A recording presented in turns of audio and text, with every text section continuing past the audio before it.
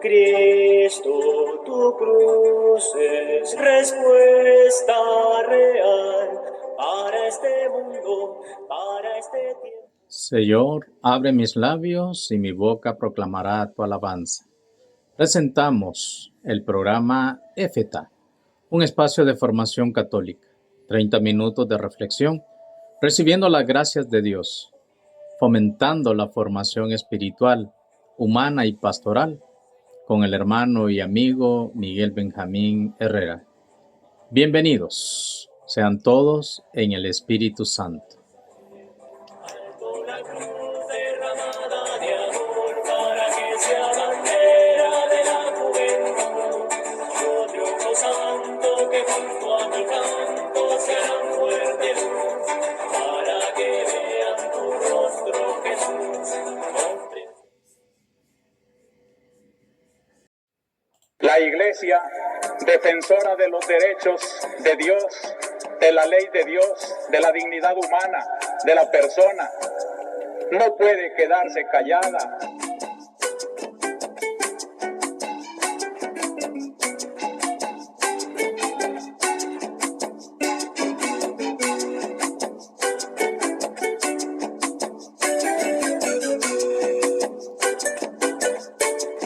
América, tú necesitas de muchos profetas valientes. América, tú necesitas de Monseñor Oscar Romero. América, tú necesitas de muchos profetas valientes. América, tú necesitas de Monseñor Oscar Romero. De Monseñor Oscar Romero. De Monseñor Oscar Romero.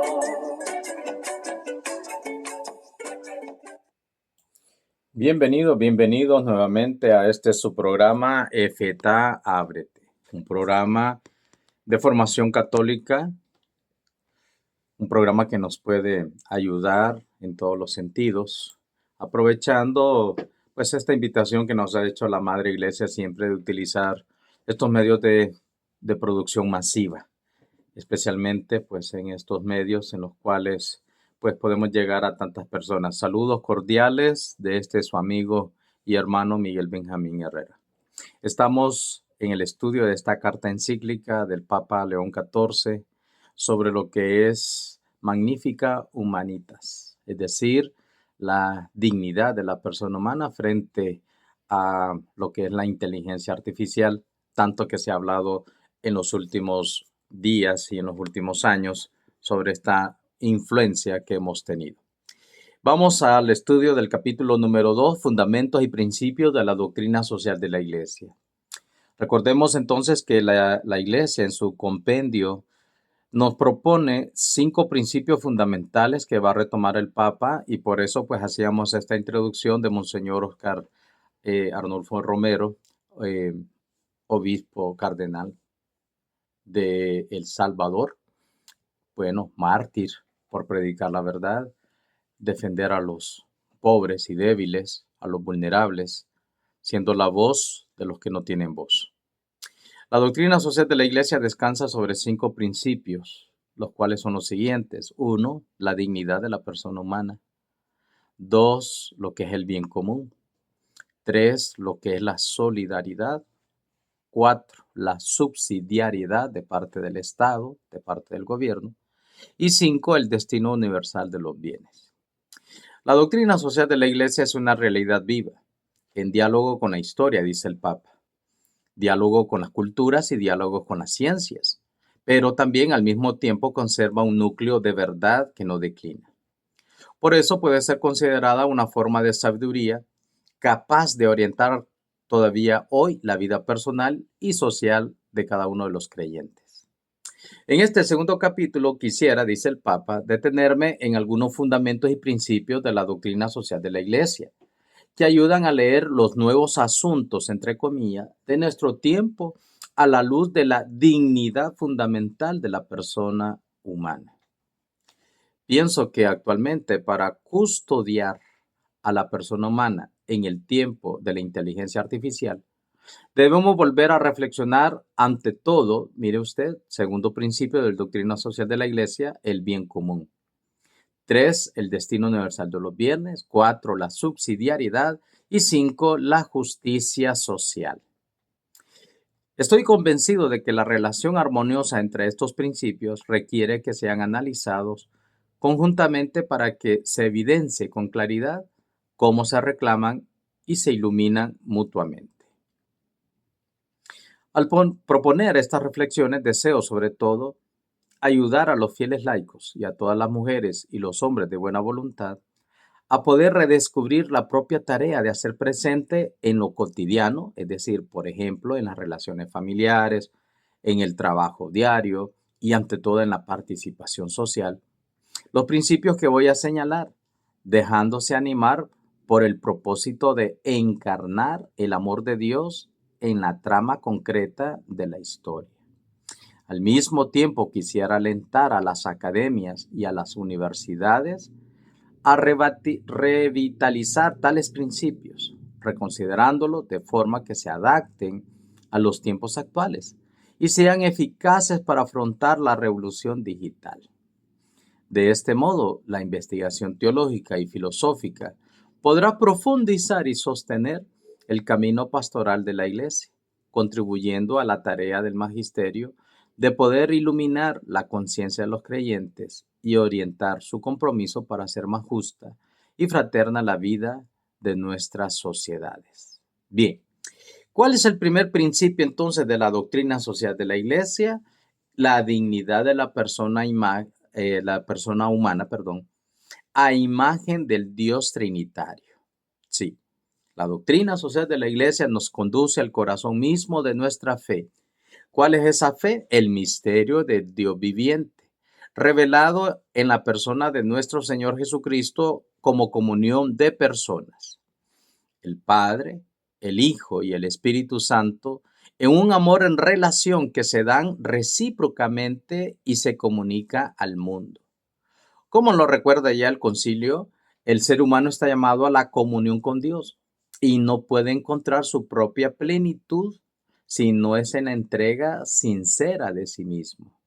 Esa vocación más profunda es la que puede entrar en el movimiento trinitario del amor recibido y compartido.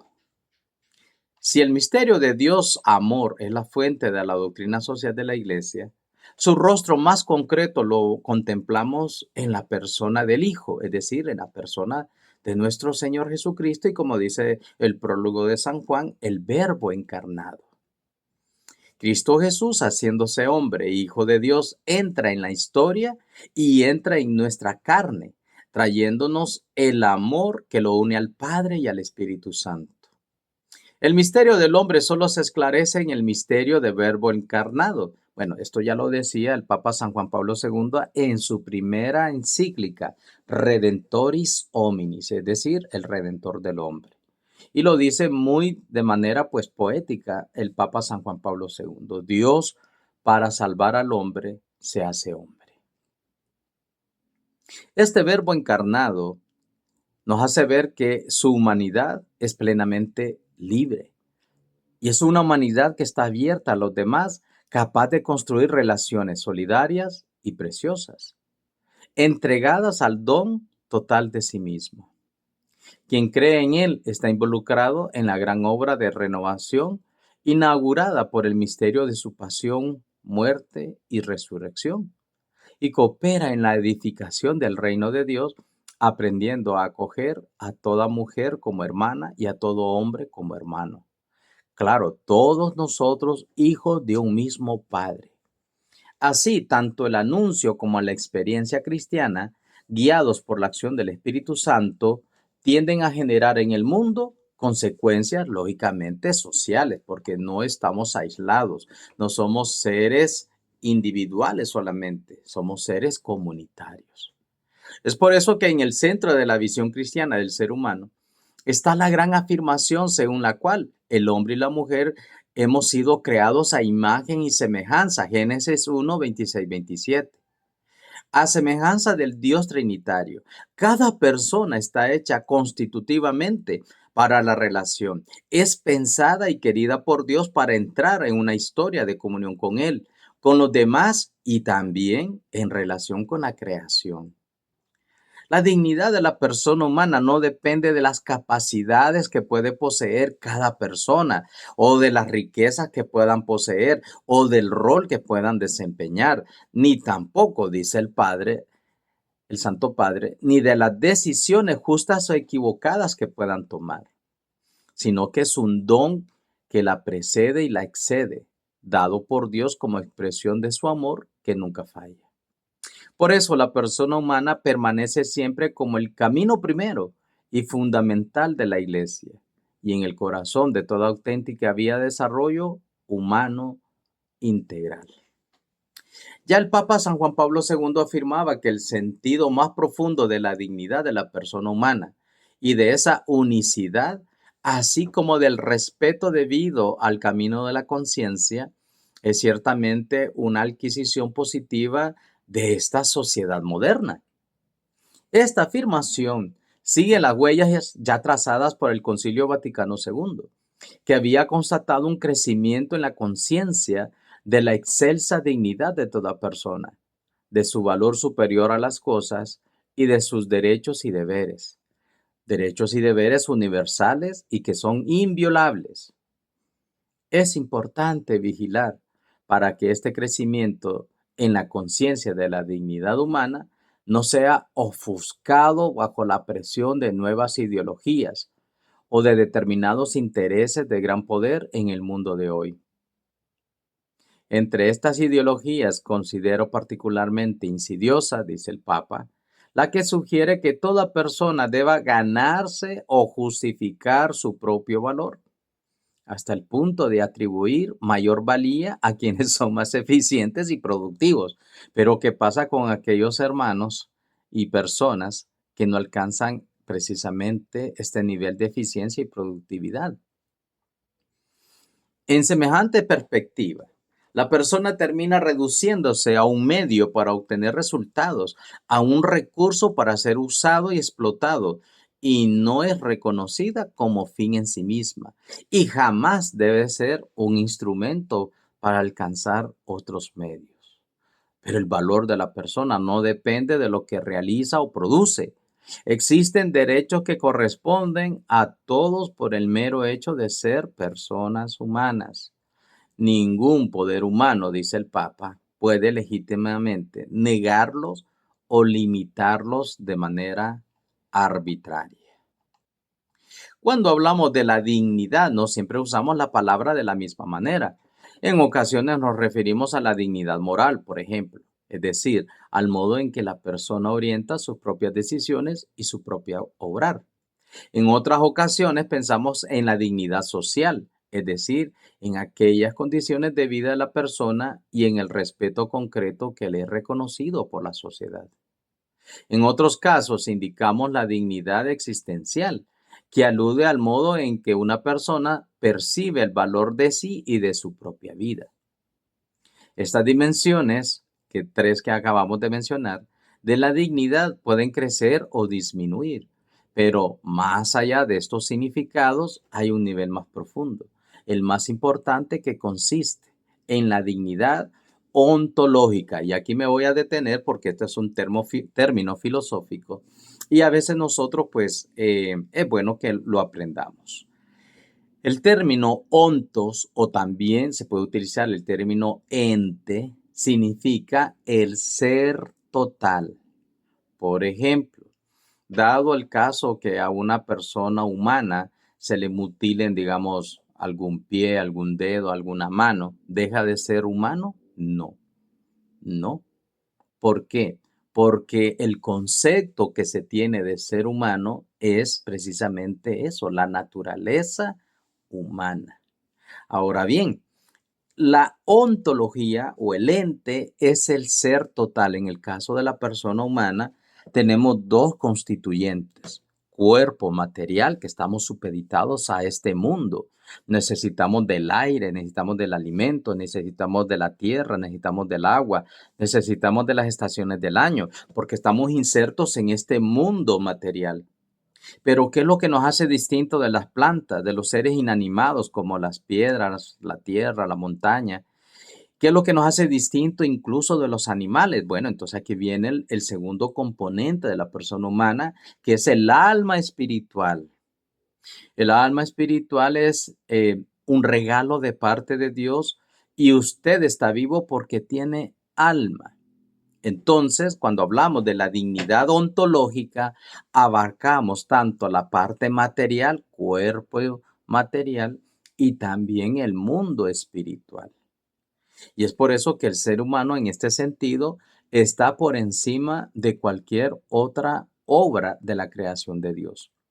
Es decir, estamos en el pináculo de esta pirámide donde el libro del Génesis nos presentaba esa creación en 6 días.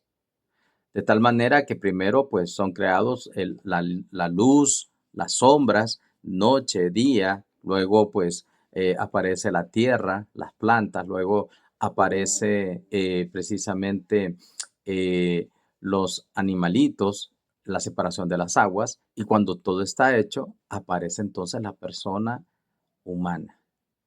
¿Qué es lo que está diciendo entonces? Que la dignidad ontológica del hombre y de la mujer es la realidad total de todo lo que nosotros sentimos, vivimos, pensamos, añoramos. Es la dignidad que pertenece a todo ser humano, simplemente, dice el Papa, por el hecho de existir. Bueno, espero no me haya extendido tanto en la explicación. De haber sido querido, creado y amado por Dios. Ningún pecado, ningún fracaso, ninguna humillación, ninguna exclusión puede afectar el valor profundo de una vida humana que Él ha querido y que ha llamado a la existencia o al ser. Por lo tanto, la dignidad fundamental de cada persona no se adquiere, no debe ganarse si necesita ser demostrada. La reciente declaración Dignitas Infinita ha ofrecido una síntesis de las convicciones de la Iglesia sobre este tema. Abro paréntesis, una dignidad infinita que se fundamenta inalienablemente en su propio ser, le corresponde a cada persona humana, más allá de toda circunstancia y en cualquier estado o situación en que se encuentre. Cierro paréntesis. Es decir, siempre e ineludiblemente. Esta dignidad de todo ser humano puede definirse infinita, como decía San Juan Pablo II, por 2 razones. 1, porque es infinito el amor de Dios que lo llama a la amistad con Él. Y 2, porque es absolutamente incondicionada, en el sentido de que aún buscando hasta el infinito, nunca se encontrará nada que pueda suprimirla o negarla. Estas palabras, queridos amigos y hermanos, me hacen recordar también la carta encíclica de Pablo VI, recién terminado el Concilio Vaticano II, 1965, 2 años después. En el 1967 escribe Populorum Progressio, es decir, el progreso de los pueblos, el desarrollo. Ya el Papa Pablo VI hablaba del desarrollo integral de la persona humana. No podemos solamente salvar la parte material, también hay que promocionar la parte espiritual. Y no tenemos que echarle la culpa a los demás, decía el Papa, de los propios fracasos y sinsabores de la vida. De alguna manera, algo hemos de tener, algún involucramiento de parte de nosotros. Toda persona humana tiene que reconocer también esas limitantes. No puedo limitarme yo también, echarle la culpa a la sociedad, al mundo, a la policía, a la corrupción, a los políticos que no están haciendo nada. La pregunta fundamental es, ¿y yo qué estoy haciendo? El desarrollo de la persona humana depende de mí. Y como va a decir el filósofo José Ortega y Gasset, mi yo y mis circunstancias. ¿Hasta dónde puedo llegar yo desde las situaciones y circunstancias que estoy viviendo? Mire qué interesante. El altísimo valor de los derechos humanos, continúa la reflexión el Santo Padre. La Iglesia reconoce con gratitud que el movimiento hacia la identificación y la proclamación de los derechos del hombre es uno de los esfuerzos más relevantes para responder eficazmente a las exigencias imprescindibles de la dignidad humana. Como afirmó su santidad San Juan Pablo II, la Declaración Universal de los Derechos del Hombre, proclamada por las Naciones Unidas aquel 10 de diciembre de 1948, continúa siendo en nuestros días una de las más altas expresiones de la conciencia humana. Pero imagínese usted, querido amigo y hermano, que hasta 1948, recién terminada la Segunda Guerra Mundial. La Segunda Guerra Mundial comienza en 1939 y termina en 1945. 3 años después se funda lo que es la Organización de las Naciones Unidas, y entre ellas aparecen entonces algunas instituciones financieras universales, porque pretenden darle al mundo cierta dignidad y cierto, me voy a reír, y cierto, digamos, a los países subdesarrollados se les va a dar un desarrollo. Me río, querido amigo y hermano, no por burla, sino porque Banco Mundial, Fondo Monetario Internacional, Programa de las Naciones Unidas para el Desarrollo, Banco Interamericano de Desarrollo, todas estas instituciones que he mencionado, ¿para qué fueron creadas?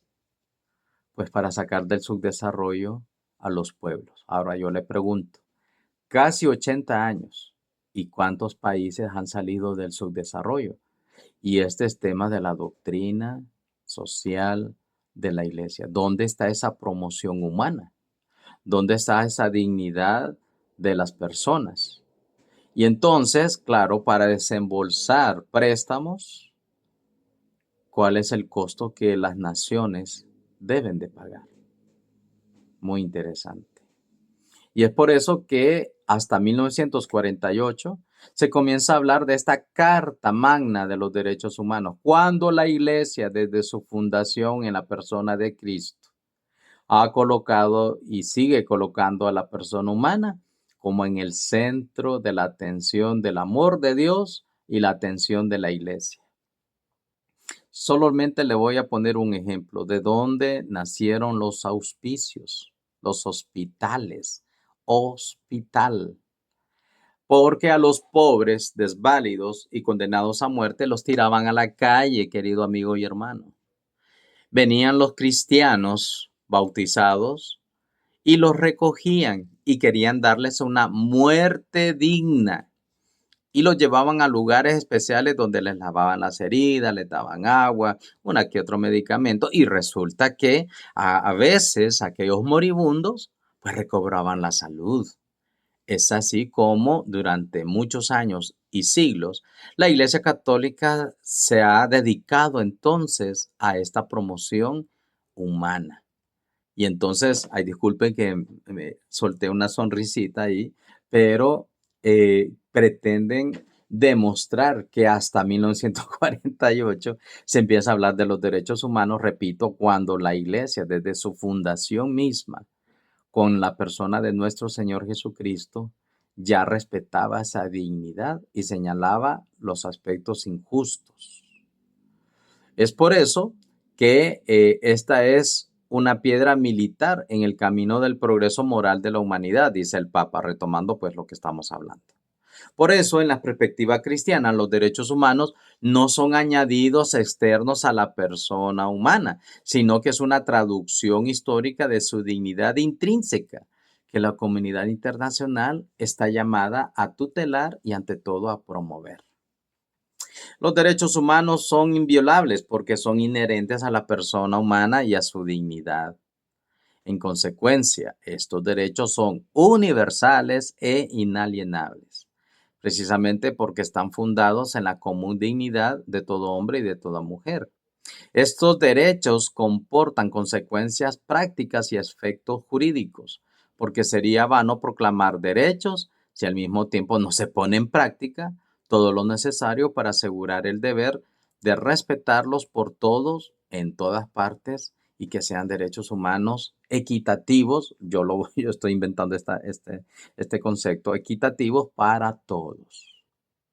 Sigue el Papa. Entre estos, el primer derecho humano entonces es el derecho a la vida, desde su concepción, como lo ha dicho siempre la Madre Iglesia, hasta su término natural, sin el cual es imposible ejercitar cualquier otro derecho.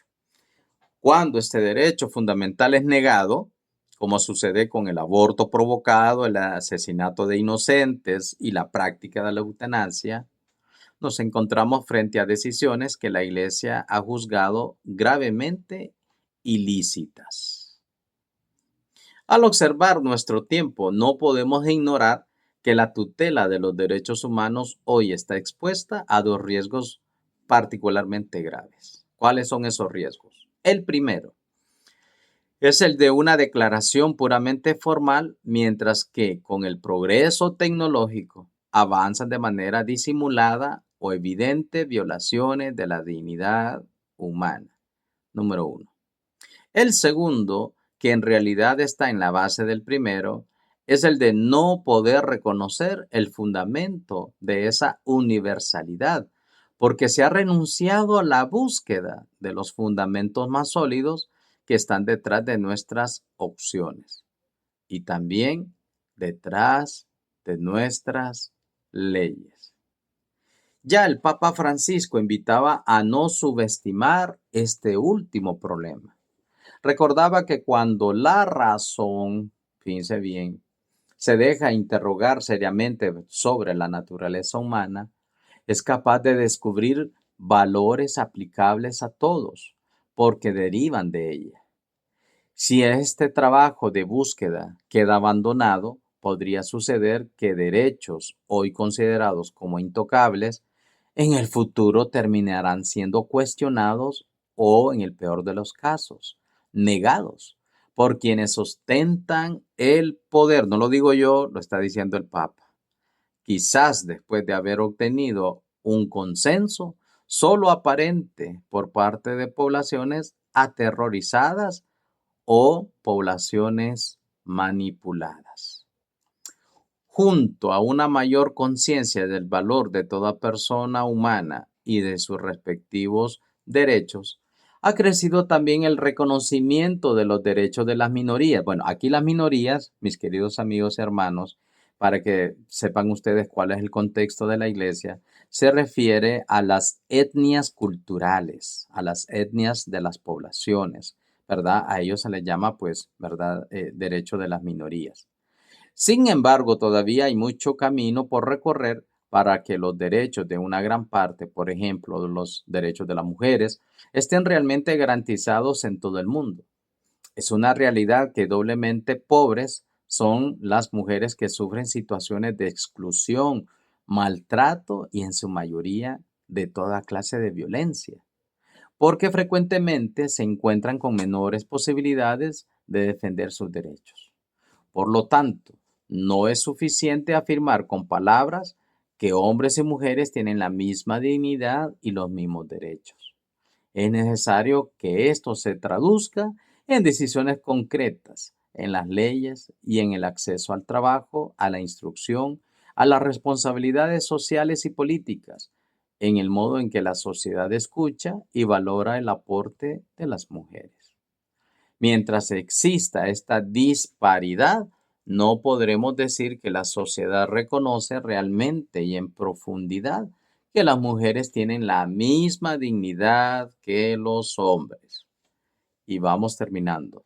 Son las personas concretas las que cuentan, cada una de ellas y de sus familias. Los movimientos sociales y las grandes proclamas políticas en favor del pueblo y de aquellas llamadas ideologías comunitarias no sirven para nada si no están orientadas a la verdadera promoción de las personas, tanto para hombres como para mujeres, recordando una vez más que esos derechos son derechos inalienables. Del mismo modo, no basta con exaltar la libertad individual o la iniciativa privada. Si después se acepta que una multitud de personas sigan viviendo sin un trabajo digno, sin tutelas y sin acceso a los bienes fundamentales que son los que van a tocar en los siguientes principios de la doctrina social de la Iglesia. Y es aquí donde entra precisamente entonces el segundo principio, que es el bien común. ¿Qué es el bien común? Bueno, el bien común, ¿verdad? En definición de la doctrina, en el compendio de la doctrina social de la Iglesia, no es la suma de los bienes particulares. No es tampoco lo que me sobra. Un bien se sobreentiende que es algo valioso y común, que sea común a todos. Por ejemplo, si se abre una carretera, es para que todo aquel que la necesite, pues transite por ella. ¿Cuál es mi deber? Es que es aquí donde viene entonces el deber que debemos de tener todos, de cuidarla, mantenerla, no ensuciarla, no estropearla y de alguna manera, pues si usted pudiese darle mantenimiento, usted lo puede hacer. Un parque de recreación, mientras yo esté 10, 15, una hora sentado en una banqueta, usted es el responsable de ese lugar.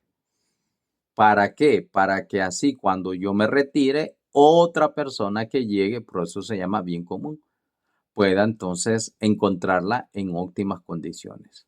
Una escuela, un instituto, una carretera, etcétera, etcétera. Bienes que, repito una vez más, el Estado es el encargado de realizar y mantener. ¿Y todo esto para qué? Para reunir aquellas condiciones de la vida social. Entonces, ese parque de recreación, de hacer ejercicios, campos deportivos. Y claro, ¿qué tiene que hacer el Estado? Pues la protección, la seguridad, la promoción, etcétera, etcétera. Bueno, ya se me acabó el tiempo.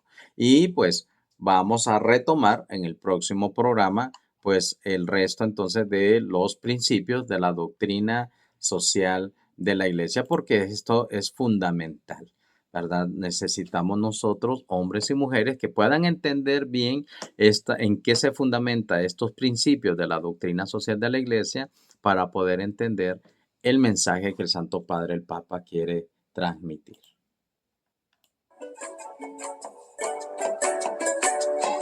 Su misión no es otra que consolar a los más pobres.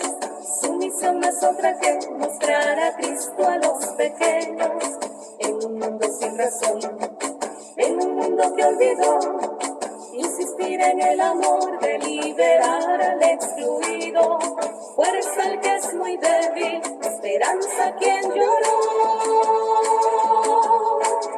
América, tú necesitas de muchos profetas valientes. América, tú necesitas del Monseñor Oscar Romero. Muy bien, mis queridos amigos hermanos, pues nos sintonizamos en el próximo programa FETA.